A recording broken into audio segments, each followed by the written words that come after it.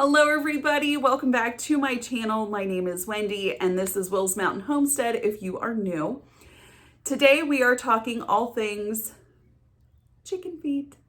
So we butchered our chickens 2 days ago, and by the time we were done, we started late in the afternoon. By the time we were done, I was not dealing with the feet, so I put them in the fridge. But we do keep our chicken feet after butchering because chicken feet do contain a lot of natural collagen, which is good for your joint health. And today I'm going to show you how to prepare your chicken feet to be able to use them to extract the collagen out of the feet for consumption.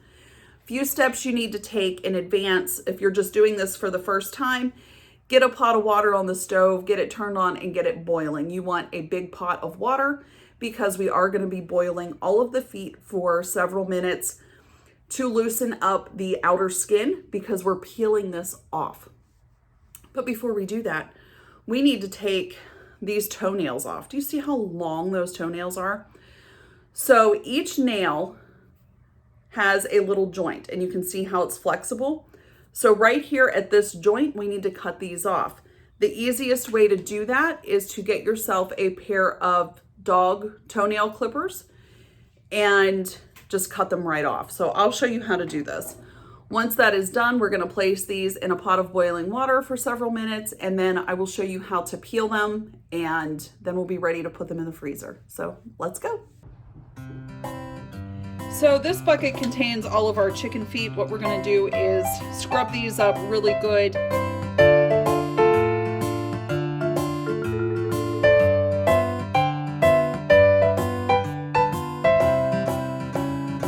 I have already washed these ahead of time to get all of the debris off of them because I like to have my feet as clean as possible before boiling. So what we're gonna do is we are going to take the nails, take our dog trimmers, put them inside just like that, and then clamp down and they will come right off. Now I keep the nails in a bowl like this and then just compost all of these once I am completely finished with all of my toenail clippings here.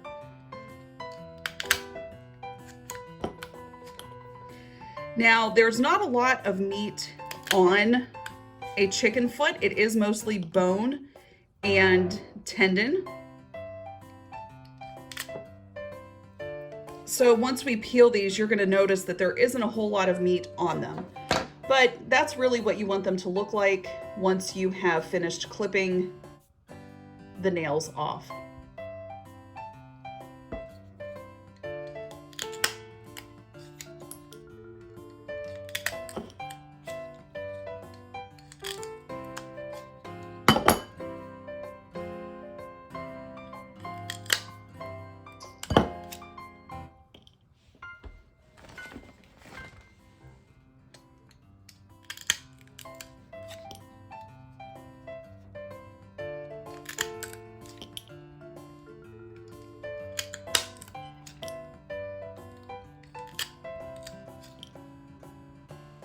Okay, here are all of our feet that have had the toenails removed, and we do have quite a few of them in here. So we only have 7 birds that we are using right now because I'm going to dehydrate 2 of the feet just to see what happens. They say they make good dog treats. I don't know, we'll see. But we're going to now throw these into a pot of boiling water. Okay, if you read on any online forum or any type of instructions that say boil them for like 2 to 3 minutes, I have found it takes more like 8 to make the skin soft enough to be able to gently peel it off without losing any of the tendons or what little meat there is in the leg itself.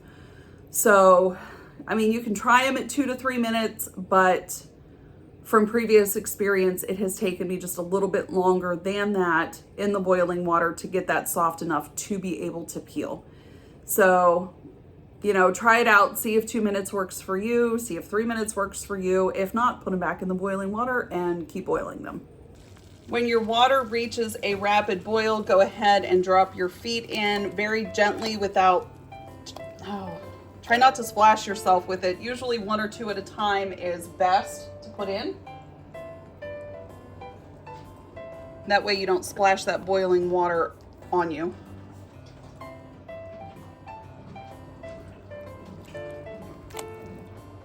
Just like I did with that one. Okay, and then I'm gonna set my timer then for 8 minutes. Our timer has gone off, so we're just gonna drain our feet into a strainer. These are going to be very, very hot, so we're gonna run some cool water over them just to be able to handle them.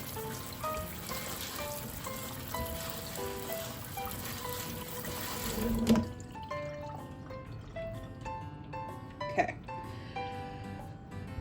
Oh, they are really, really hot. They will start to cool down, like, as you do them here. All right, see how the skin is peeling? That's what you want. This is what you want to take off, is this tough exterior skin. So we're just gonna slightly pull that up, and the easiest way, I think, is to try and make a slit with your, I don't have nails. If you can make a slit and work your way up that way.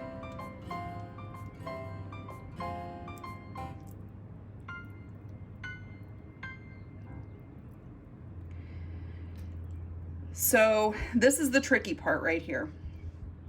You have this big pad and then all this skin that gets trapped in the webbing right in here. So if you can get with your thumb and get under that, just be careful because it is very hot. Get your finger in under that webbing.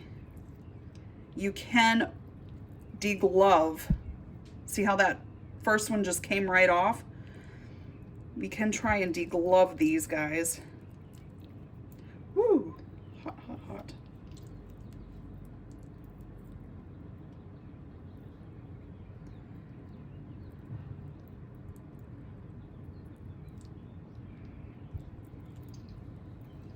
And some do come off easier than others. Some, like this one, you have to work at it a little bit to get everything off.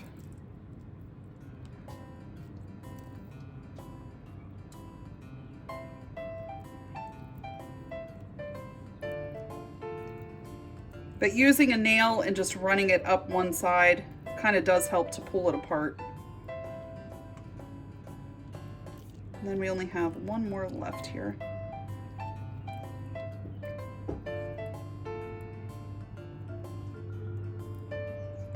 Oh, I thought that was going to come off all in one piece. And it can be a little sticky. That is normal. All right, now we are left with a foot that has no skin on it whatsoever.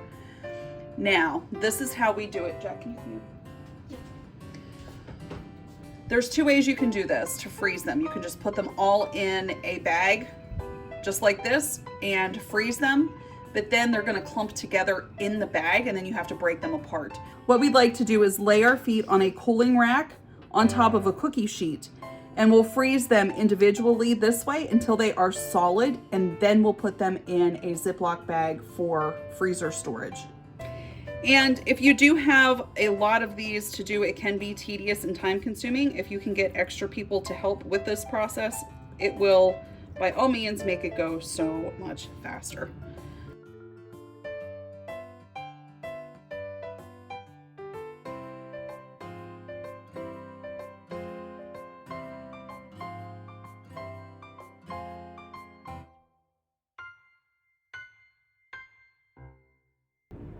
We are going to take this whole tray of chicken feet that we have taken the skins off of, and we are going to put these in the freezer until they become frozen solid. And then I will show you how we put them in for long-term freezer storage. So into the freezer we go. Once your chicken feet have frozen solid, go ahead and put them in a Ziploc bag. And then anytime you go to make chicken broth, go ahead and pull out 2 or 3 of them. put them in your chicken stock or chicken broth, whatever you're making, and you will be amazed at how gelatinous it is whenever it comes time to can it. So thank you so much for watching. Hope you enjoyed this educational video, and we'll see you next time. Bye.